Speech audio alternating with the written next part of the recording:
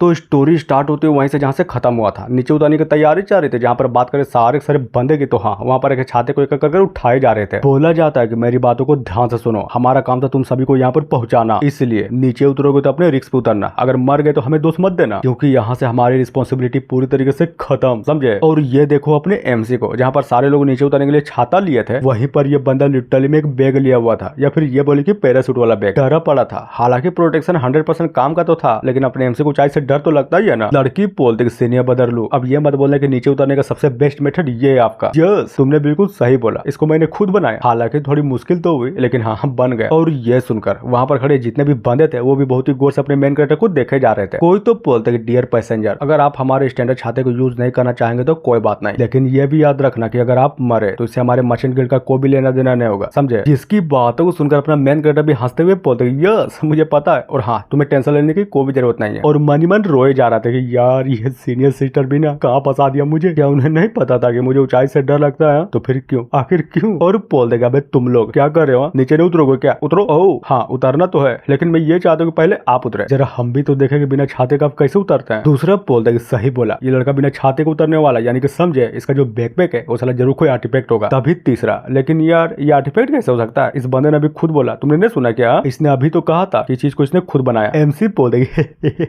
सची में, मतलब पहले मैं उतरू? बंदे भी लाइक यस, जिसको सुनने के बाद अपने एमसी भी जंप मार देता है और बोले जा रहा था कि जूनियर सिस्टर जल्दी करो मेरे पीछे आओ। वो भी कि ठीक है, छाते को खोलती और फटाक से वहां से जंप लगा देती है। और सिर्फ अकेले ही नहीं लगाई थी, बल्कि ये बोले कि वहां पर जितने भी बंदे थे वो सारे के सारे बंदे भी जंप लगा दिए थे। सीन चेंज होता है अपने मेन कैरेक्टर की ओर। बहुत ही ज्यादा डरा पड़ा था साला, ये बोले कि पूरी तरीके से रोए जा रहा था। बैग को खींचता, जिससे होता ही है कि बैग के अंदर रखा पैरासूट भी खुल जाता है, और खुलने के साथ ही अपने एमसी को बहुत ही जोर का झटका लगता है। और जरा देखो तो बहुत सारे छाते थे, लेकिन सिर्फ अपना एमसी था जो कि कल्टीवेशन वाली दुनिया में पैरासूट को यूज कर रहा था। मां कसम चक्कर मारकर बेहोश हो जाता है। लड़की बोलती है सीनियर ब्रदर वाह आपने तो कमाल ही कर दिया, मुझे पता नहीं था कि ये चीज लिटरली में इतना इंटरेस्टिंग होगा। नहीं बताओ किसने सोचा था कि बिना मैजिक पावर के भी कोई बंदा आसमान से सीधा नीचे उतर सकता है। हमारा मेन कैरेक्टर इंटरेस्टिंग, हाँ इंटरेस्टिंग तो है, तुम्हें पसंद तो आए ना, मेरे लिए वही काफी है। क्या कहा पसंद? अरे ये बोले कि मुझे सच्ची में बहुत ही ज्यादा पसंद आया। और वो सब छोड़ो, ये चीज यूनिक होने के साथ साथ बहुत ही ज्यादा बड़ी भी है। जरा देखो तो सारे के सारे बंदे सिर्फ तुम ही देख रहे हैं। और ये चीज जैसे अपना मेन कैरेक्टर देखता है ना, तो हाँ उसका ऑकवर्ड लेवल 100% पार कर जाता है। बोले जा रहा था कि जूनियर सिस्टर जल्दी करो, हमने जिस डायरेक्शन को पिन किया था ना उधर ही जाना है, समझे। वो भी कि ठीक है। अब बात है इधर एक गांव में एक बुढ़ा था, अपने एमसी को देखते हुए बोलता है तो तुम दोनों सच्ची में इमोर्टल मास्टर हो ना जो यहाँ पर आए हो? और रही बात मेरी, तो मैं टाइपिंग टाउनशिप का हेड हूँ। इधर मेन कैरेक्टर सोचता कि गुड ये बुढ़ा हेड है। और सबसे इंपॉर्टेंट बात ये है कि ये बुढ़ा क्यों कंडीशन का लेट स्टेज का बंदा है। नाइस। लेकिन वो हमारे यहाँ पर आने की सटीक जानकारी और दिशा को पहले से जाने में सक्षम था। हमारा वेलकम करने के लिए बुढ़ा जल्दी बाहर आ गया, जिससे ये पता चलता कि ये सिंपल तो बिल्कुल भी नहीं है। ये बताता है बेटे मैंने तुम्हारी जंपिंग को देखा, माँ कसम बहुत ज्यादा एक्स्ट्रा ऑर्डिनरी था। और ये देखकर ये तो पता चल गया ये आप ही लोग हो सकता है और कोई नहीं। हमारा मेन कैरेक्टर बोलते ठीक है समझ गया, और हाँ मेरा नाम है लुयांग। और रही बात मेरी बगल वाली लड़की की, तो इसका नाम है ताओतियानी। हम दोनों ही वेंडो सेट के डिसाइपल है, समझे। और सबसे इंपॉर्टेंट बात, आपने जो डिमोनिक पक्षी के मिशन के बारे में विवरण दिया था वो बहुत ज्यादा कम था, तो प्लीज आप बता सकते हैं कि एक्चुअली में हो क्या रहा है और एक्चुअली में है क्या? बुढ़ाऊ भी लाइक बेटे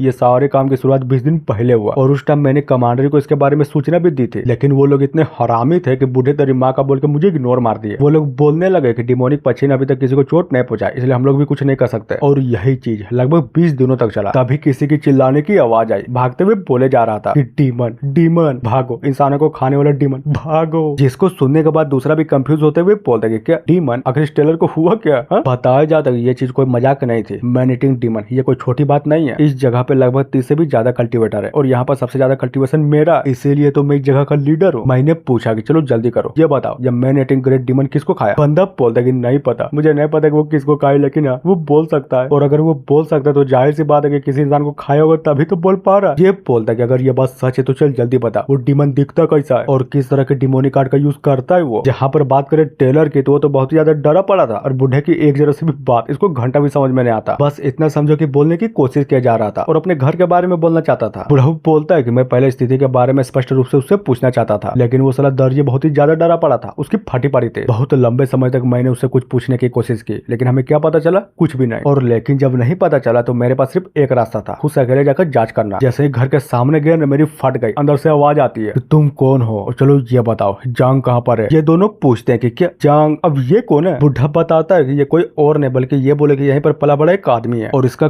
मोटिवेशन लेवल है QI कंडीशन के तीसरे लेवल पर। और हाँ, यहाँ पर बहुत सारे टीचरों में से ये भी एक है। जब मैंने उस डिमोनिक पक्षी को इसके बारे में बात करते हुए सुना ना, तो मैं भी क्यूरियस हो गया और थोड़ी देर उसके साथ बात करने की कोशिश भी की। मैंने ये पूछा कि बता सकते हो कि आखिर ग्रेट डीमन को उस लोंडे के साथ काम किया है, लेकिन उसने बिल्कुल भी जवाब नहीं दिया। सुनने के साथ ही फुर्र से वहां से निकल गया। बहुत ही ज्यादा स्पीड था, इतना कि कल्टीवेटर होने के नाते मैं भी उसको अच्छे से नहीं देख पाया। और तब से वो डीमन इस जगह पर उड़ रहा है, इंसानी भाषा बोल रहा है, जिससे हर कोई यहाँ पर दहशत की स्थिति में। लड़की पूछती कि बात बताइए, जब ये ग्रेट डीमन बर्ड उस जांग नाम के बंदे से मिलना चाहता है तो आप उसको मिला क्यों नहीं देते? उसके बाद आपको खुद ही पता चल जाता है कि वो डीमन किंग एक्चुअली में चाहता क्या है। वो बोलता है कि बात तो तुम्हारी सही है, मिलाना तो दूर की बात, उस डीमन ने उस जांग नाम के बंदे को खुद ही ढूंढ लिया, जिसको अपने घर पर देकर वो बंदा भी पूरी तरीके से चौंका पड़ा था। जैसे ही लोगों को पता चला ना कि डीमन ने क्या किया, साला पूरा का पूरा गांव ही अराजकता में फैल गई। लोग इधर उधर भागने लगे। कुछ लोग तो ये कहने लगे कि डिमोनिक पक्षी ने कभी भी किसी को नुकसान नहीं पहुंचाया। हो सकता है कि वो हमें चेतावनी देने के लिए आया था। वो ये बताना चाहता हो कि ये जांग नाम का आदमी, हो सकता है कि ये छुपा हुआ कोई ग्रेट डीमन हो। लेकिन कुछ और लोगों का कहना अलग है। ये जो जांग है, ये बचपन से इस गांव में पला बड़ा है, तो शायद हो सकता है कि यही वो ग्रेट डीमन पक्षी हो जो कि हमारे साथ चाले खेल रहा है। तभी पीछे देखते हुए बोलता है कि बताओ आपको क्या लगता है, किस पर भरोसा करे, पहले वाले पर या फिर दूसरे वाले पर? हाँ? और इतना बोलने के साथ ये एपिसोड यहाँ पर खत्म होता है। तो मिलते हैं ऐसे ही किसी नेक्स्ट वीडियो में जो कि अगले हफ्ते आएगी। तो थैंक यू।